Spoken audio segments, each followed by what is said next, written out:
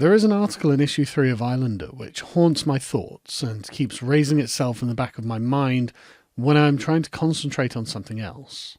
The implications of it are difficult to grapple with and puts us in a strange and unnerving place with regards to the project of saving the West and what that is even supposed to mean. Frankly, I think this video will not be well enjoyed by many people, but I think this is something which must be admitted if we are to properly overcome our current predicament. The article itself is entitled In the Shadow of Long Dead Gods, and it's written by Callum Darroch, and it makes for a difficult read. This is not due to its style or prose, but the fundamental problem it raises with regards to the spiritual revival of the West. Darroch begins with Nietzsche's famous observation that God is dead and we have killed him, and traces this path through how our deepest religious traditions and institutions, those which uphold, reproduce and transmit them, have become hollowed-out shells of themselves. Instead of upholding Christian virtues, reproducing Christian culture, and transmitting them to our children, they are instead engines of woke ideology, which wear the aesthetic of Christianity, whilst churning out nothing but soul-destroying modernity. Darroch says, if we are to regain our footing and look towards a more hopeful future, what is needed is a spiritual rebirth that is rooted not in theses about the nature of reality, but rather an orientation towards the world that fosters connection and mystery. This re-enchanting of the world can be understood as a mode of being that does not seek to understand everything in it conceptually or even procedurally, but rather to fully participate in its unfolding. Darroch is correct that the West is in dire need of a spiritual rebirth, a re-enchanting of the world, so that we are put once more in the pursuit of theological mysteries, but it's difficult to see how this could come about whilst we are still trapped within the scientific paradigm.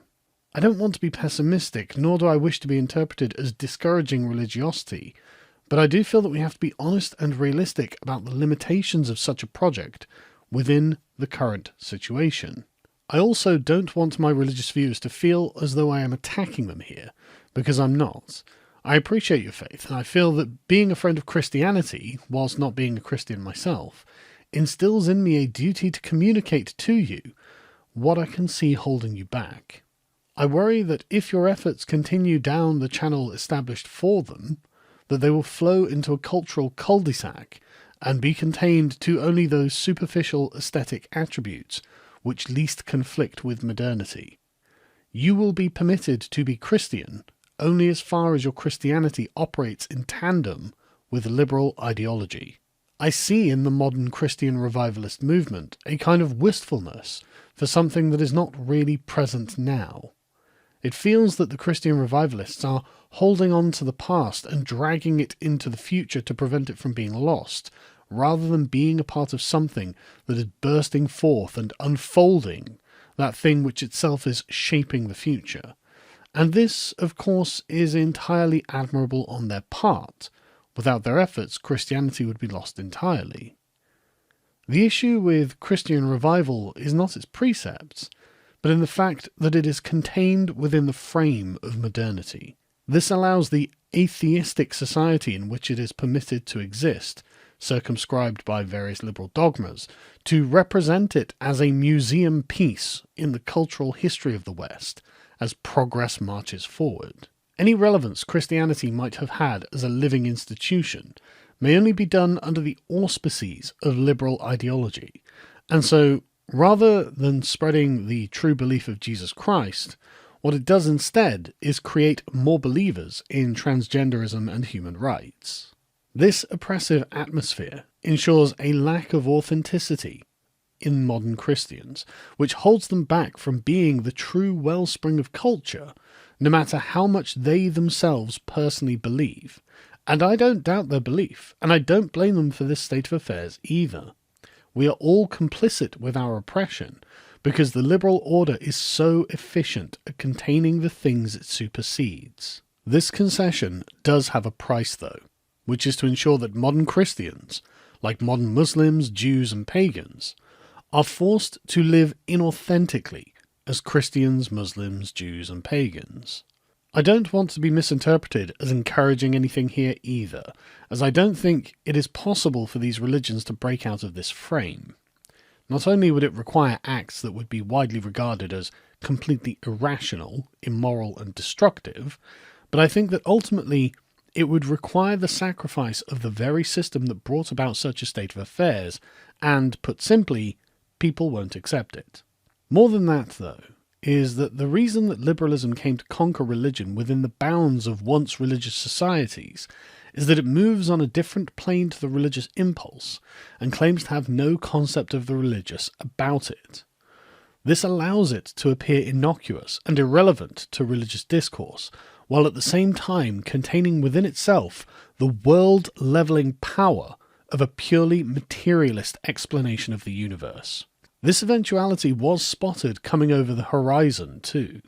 Even in the days of John Locke, it was observed by people at the time that the idea of a purely sensuous and mechanical universe would slowly cause an increase of unbelief, and the only response that Locke could muster to this objection was that atheism ought to be outlawed. However, one cannot legislate against belief. One can only legislate against behaviour, and if true belief in God as the maker and ordainer of the universe withered on the vine, then there is nothing the state can do to stop it. The emergence of this new atheistic civilization was becoming apparent even in the beginnings of the 20th century, and by the middle of the 20th century, it was clear that it probably couldn't be stopped. In his Notes on Culture, T.S. Eliot argues against a piece in a 1944 edition of the Sunday Times by Professor Harold Laski, in which Laski argues that Winston Churchill's desire to rebuild traditional Britain can't be done, and instead, quote, there must be a new Britain in a new civilization. Eliot concedes that it is entirely likely a radical new civilization was coming about, but the people of their time had no idea what this civilization would look like, nor whether it would be good or bad.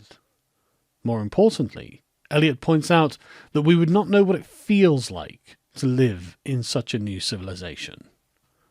Well, we are living in their new civilization now, and it seems that actually very few people are happy with it. Eliot observes that the true measure of a religion is not in that which people profess, but instead that which they do in their day-to-day lives. He says, we may go further and ask whether what we call the culture and what we call the religion of a people are not different aspects of the same thing, the culture being essentially the incarnation of the religion of a people. And I think in this he's right. In the 1940s, atheists in England still lived Christian lives. In the 2020s, Christians live atheist lives. We can see how the materialist revolution has taken over the entirety of the West and puts the religions in their boxed cubicles as museum pieces, and people look at those few who still hold to them as barbarous enough to follow these old creeds. This fundamental lack of authenticity is part of the reason that I think Western chauvinists are worried about Islam. It appears from the outside that Muslims truly live and breathe their faith, whereas Christians don't. Indeed, this is one of the points of Muslim hostility towards the West. Many of them look at us as irreligious degenerates, whilst they go to mosque and pray 5 times a day. However, it seems that there is a declining religiosity in Islamic countries too. Their slower religious decline is not because of some intrinsic property of Islam, as some people believe, but instead simply through a lack of proximity.